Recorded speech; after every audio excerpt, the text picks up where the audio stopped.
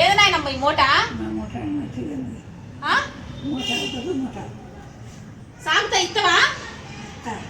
ఇస్తావా? నేను సాగుతాను ఇటు. నిజంగా సాగుతా నాయనమ్మ, పువ్వుల్లో పెట్టుకొని తీసుకుంటా. చాలా దాచి పెట్టింది మా నాయనమ్మ, మొత్తం నాకే ఏం పెట్టిందో ఏమో. ఇయ్యా నువ్వు దాచింది ఇన్ని రోజులు చిల్లర డబ్బులా? ఏంది చాక్లెట్లు బిస్కెట్లు కొనుక్కోవడానికి కూడా రావు ఈ డబ్బులు?